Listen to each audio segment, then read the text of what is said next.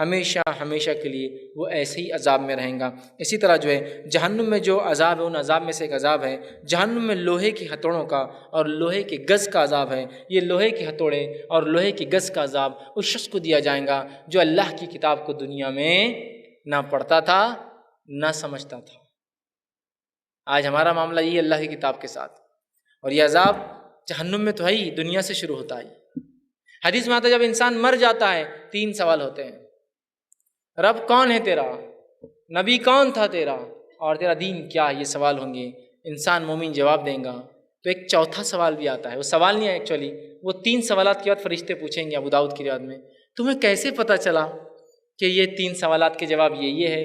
میرا رب دین اسلام ہے، میرا رب اللہ ہے، میرے نبی محمد صلی اللہ علیہ وسلم ہیں۔ وہ کہیں گا میں نے اللہ کی کتاب پڑھی تھی اور اس پر ایمان لایا تھا، میں نے پڑھی تھی اور ایمان لایا تھا۔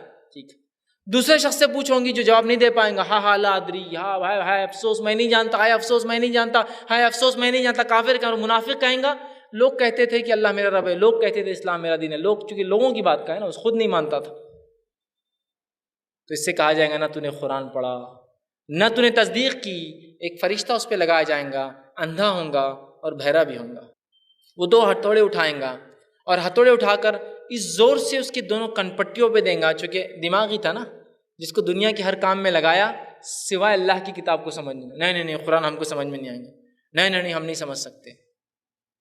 شرم نہیں آتی ہے بولتے ہوئے اللہ کی کتاب کو؟ اگر ہم نہیں سمجھتے تو اللہ نے پھر کیوں اتاری وہ کتاب ہمارے لیے؟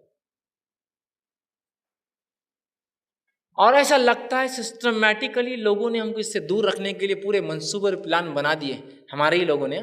ہم کو کوئی یہود اور نصارہ کی چال بازیوں کی ضرورت نہیں ہے، ہمارے ہی منافق ہماری چال بازیوں کے لیے کافی ہے ہمارے ساتھ کھیلنے کے لیے۔ سسٹمیٹیکلی اللہ کی کتاب سے اتنا دور رکھا گیا کہ سوائے سمجھنے کے باقی سب اس کے ساتھ کیا جاتا ہے۔ جھگڑا ہو تو قسم کے لیے لایا جا رہا ہے، بیمار ہو تو پڑھ کر پھونکا جا رہا ہے، کورٹ کے اندر اسے اٹھایا جا رہا ہے، اور سب کچھ کیا جا رہا ہے سوائے اس سے یہ فائدہ اٹھائے کہ اس کو سمجھے، باقی سارے فائدے اٹھائے جا رہے ہیں۔ تو سمجھ لیں گے تو پول کھل جائیں گی۔ میں ایک مثال دوں آپ کو اس بات کی، سنیے میری مثال۔ نبی اکرم صلی اللہ علیہ وسلم کے زمانے کے کفار ہے، اللہ کی کتاب پڑھی جاتی ہے، سیدھے عقلوں میں جاتی ہے، سننا نہیں چاہتے ہیں، شور مچاتے ہیں، گل کرتے ہیں، چیختے اور چلاتے ہیں۔ تو بات سنے آ رہی ہے، سمجھ میں آ رہی ہے، چیخ اور چلاؤ۔ تو یہاں رسول اکرم صلی اللہ علیہ وسلم رات کی نمازیں پڑھ رہے ہیں کعبے کے اندر، یہ چیختے تھے چلاتے تھے کہ یہ کیا ہو رہا ہے، اس لیے کہ ان کو سیدھے سمجھ میں آتا تھا۔ عمر ابن خطاب کہتے ہیں ایمان لانے سے پہلے میں ایک مرتبہ صبح ہو گئی، اور جب صبح ہوئی تو میں ایک طرف اور ابو جہل دوسری طرف، ہم دونوں قرآن سن رہے تھے، سیدھے سمجھ میں آتا، ڈائریکٹ جا رہا تھا اندر۔ دونوں اٹھے اور کہا کل سے نہیں آئیں گے، یہ غلط ہے۔ پھر وہ کہتے یہ کہنے کی بات بھی، وہ بھی کئی بار آیا اور میں بھی کئی بار، اور دونوں صبح پکڑے گئے۔ صبح تک مطلب اتنے گل سننے میں کہ تو اللہ کلام سیدھے سمجھ میں آ رہا ہے کہ صبح ہو گئی تو پھر وعدہ کیا نہیں کل سے نہیں آئیں گے سننے۔ اور کئی مشرکین رات میں آ کر قرآن سنتے تھے چونکہ سیدھے سمجھ میں آتا تھا، اور باقی کیا کرتے تھے؟ شور مچاؤ، گل کرو، چلاؤ، ناچنے والیوں کو لا کر کھڑے کرو تاکہ یہ لوگ جا کے سنیں نہ اور محمد صلی اللہ علیہ وسلم بات نہ مانیں۔ آج ہمارا حال کیا ہے دیکھیے، مثال دے رہا ہوں صرف سمجھنے کے لیے، کسی پہ الزام نہیں، کسی پہ الزام نہیں سوائے اپنی نفس کے۔ ہم نے ہی نہیں کیا کچھ، دوسرے جواب دیں گے ان کے اعمال کا، مجھے اپنا دینا ہے نا۔ آج اگر یہ ہو کہ اللہ کے کلام کو پڑھنا ہے، مسجد میں ہو، گھر پر ہو، محلے میں ہو، کوئی اختلاف ہوگا؟ کوئی اختلاف ہوگا؟ بالکل نہیں، پڑھنا ہے نا۔ ہلو پڑھا جائے یا تیز پڑھا جائے، کوئی اختلاف ہوگا؟ دھیرے سے قرأت کی جائے، تیز کیا جائے، کوئی مسئلہ نہیں۔ آپ تیز پڑھی، ہم لوگ سنتے پیچھے روانی میں ہم بھی اپنا کر لیں، کوئی اختلاف نہیں ہوگا۔ نہ مسجد میں ہوگا، نہ گھر پر ہوگا، نہ کہیں ہوگا، نہیں ہوگا، اختلاف نہیں ہے۔ کہیں بھی پڑھا جائے، کیسے بھی پڑھا جائے، کوئی اختلاف نہیں۔ اب معاملہ آ رہا ہے قرآن کو سمجھنے کا، اسی دن جھگڑا چالو ہو جائے گا۔ یہ یہاں نہیں ہو سکتا درس قرآن، یہ بات اپنے کو یہاں چلنے والی نہیں، اس بات کو یہاں نہیں کیا جا سکتا، اس لیے کہ مشرکین کو سیدھے سنے آتا تھا، اس لیے چلاتے تھے۔ ہم کو جب سمجھنے کی بات آ رہی تو ہم بھی ویسے چلاتے ہیں۔ اور کچھ لوگوں پہ تو اللہ رحم کرے، قرآن سے ایسی حسد پال لی ہے کہ دنیا کی مختلف کتابوں کو ایسا دل سے لگا لیا کہ اللہ کی کتاب کی بھی عزت و تعظیم نہیں، جو اس کتاب کی حفظ کر لیا اس کا پورا کا پورا۔ اللہ کی کتاب کی ایک بات بولو تو نظر نیچے، ہاں بس اللہ نے فرمایا، اور کچھ بھی بول دو عربی میں تو نیچے منہ کر کے کھڑے رہیں گے، چاہے دوبارہ بات کرے بھی تو منہ نیچے رہتا ان کا۔ لیکن اللہ کی کتاب سے یہ دوری ہے، یہ دوری کا عالم ہے کہ اگر کوئی کہہ دے قرآن میں یہ تو قرآن میں یہ ارے قرآن ہے ہی کتنی کتاب یار، اتنی سی تو کتاب ہے وہ عربی میں، ترجمہ کر لے تو ڈبل ہو جاتی ہے، لیکن پھر اردو میں ترجمہ ہوتا ہے، اگر ترجمہ نکالو تو اتنا تو ہوتا ہے، کیا وہ کتاب بھی نہیں پتہ؟ ہم میں ایسے ہزاروں ہزار مرد اور خاص طور سے ایسی عورتیں ہیں جو ایک ایک ہفتے اور ایک ایک مہینے میں موٹی سے موٹی ہزاروں صفحات کی ناولیں پڑھ دیتے ہیں، اور ایک ایک قصہ مین و عین یاد ہے اس کے کیریکٹر کا، یہ کیریکٹر نے یہاں یہ کیا، وہاں فلاں تھا، یہ تھا، یہ مصنف یہ لکھتا ہے، وہ مصنف نے یہ لکھا، پہلے اس میں یہ تھا، دوسری کتاب میں ایسا لکھا، یہ سیریز اچھی تھی، وہ سیریز اچھی تھی۔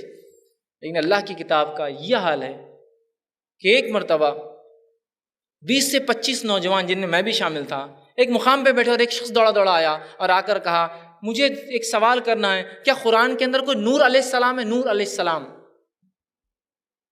25 مسلمان نوجوان، ایک کو بھی نہیں پتا کہ نور ہے یا نہیں اس کے اندر، حالانکہ 25 انبیاءوں کی تذکرے قرآن میں سے 25، ایک کو بھی نہیں پتا۔ اللہ ہم پر رحم کرے، فٹ بال ورلڈ کپ ہوا ہے نا، ایک ایک ٹیم کے کھیلنے والے اور ایکسٹرا پلیئرز کے بھی نام پوچھوں گا نا، فہرست کے ساتھ لوگ آ کے بول سکتے یہ ٹیم میں اتنے تھے اور ایکسٹرا اتنے تھے۔ صرف 25 انبیاء کے نام ہیں، 25 ہی ستارے ہیں جن کے نام اللہ نے لیے، 25 رسول کے نام انبیاء کے ہیں، ہم کو کسی کو بھی نہیں یاد تھے۔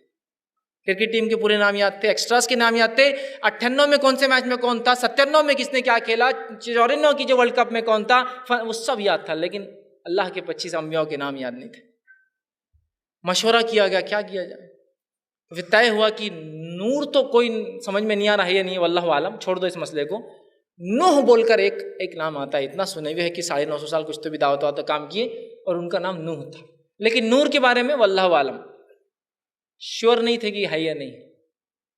یہ اللہ کی کتاب سے دوری کا حال ہے، یہ اللہ کی کتاب سے، یہ اللہ کی کتاب سے دوری والوں کی سزا ہے۔ کن پٹی پہ دیں گا، یہی تھا نا مرکز، میں تو ایک جٹ آدمی ہوں، جاہل آدمی ہوں۔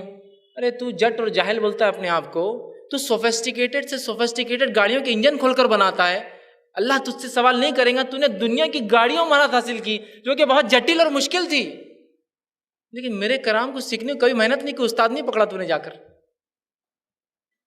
تو نے سب کچھ کیا، دنیا کی ہر چیز میں مہارت حاصل کی، تو نے کبھی کوئی استاد نہیں پکڑا میری کتاب کو سیکھنے، میرے دین کو سمجھنے کے لیے۔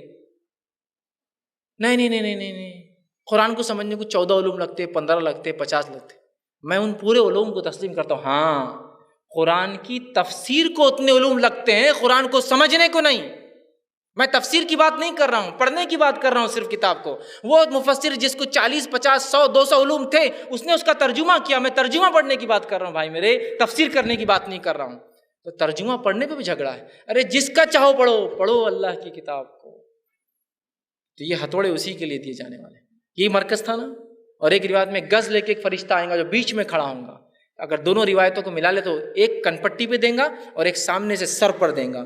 حدیث میں وہ ایک گز اٹھائیں گا، لوہے کی سلاخ، اور اٹھا کر اس زور سے ماریں گا اس کے سر پر کہ اس کا سر ذرات میں تبدیل ہو جائیں گا، پارٹیکلز بن جائیں گے، اڑ جائیں گا، اور اتنا زور سے وہ چلائیں گے زمین سے لے کر آسمان تک، انسان اور جن چھوڑ کر ہر مخلوق اس کی چیخ سنے گی۔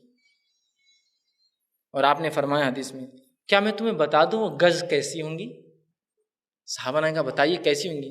تو کہا اگر ساری انسانیت بھی مل جائے اور سارے جن پہلے سے آخر تک سب ایک جگہ جمع ہو اور اسے گز کو ہلانا بھی چاہے تو تم ہلا بھی نہیں سکتے۔